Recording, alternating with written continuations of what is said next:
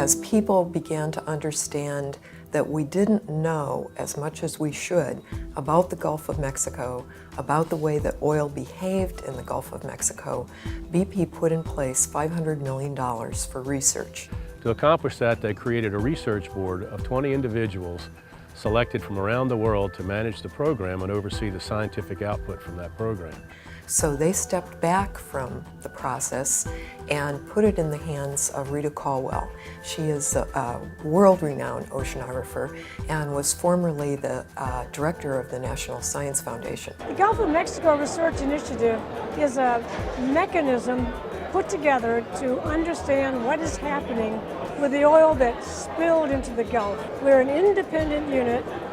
We decide the research based on the best scientific principles, and then we carry it out, we publish it in the best journals, and we gather the data in a database for future generations. To my knowledge, and I've been looking at oil spills, I've been involved in the Exxon Valdez, the Ichthyophil spill, and lots of other small spills. This is the first time that there's been a substantive amount of funding available for research related to the oil spill that is not tied up in federal litigation of some sort. When the mandate was developed, they laid out 5 primary themes to investigate research areas. And they cover biology, for example, what is the impact of the oil spill on the fish, on organisms that live in the sediment, on insects in the marsh or birds that fly over the water. We've been doing research on stem cells. I've been doing it since 1989, but never before have I included oil or dispersant in my research on what are called endocrine disruptors, those compounds that damage the hormonal system of the body. I want to know what's going to happen to me in 40 years after I was exposed to the oil. I also want to know what's going to happen to my kids. The younger you are, the higher the population of these stem cells you have, so the more likely you are, more susceptible you are to long-term health impact. A second theme was chemistry. How does oil decompose over time? How long will it be in the beaches? How long will it be on the marshes? What happens to the byproducts, and are they accumulated into the food chain, both in the presence and absence of dispersants? Our center, which is called C-Image, has a number of focal areas. Number one, we're trying to figure out the processes by which the oil comes out of the wellhead and then forms these small droplets that are dispersed in terms of a cloud.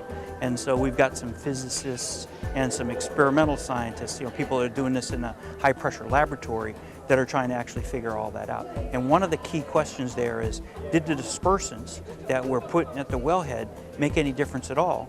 Or was this just chemistry and physics of hot oil entering a cold environment a mile down?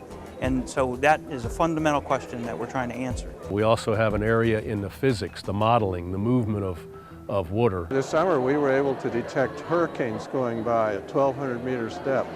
Nobody thought that hurricanes had any influence at those kind of depths. We detected temperature change, current speed, and a variety of things like that. So we're making progress in areas we didn't even intend to. The fourth area is technology.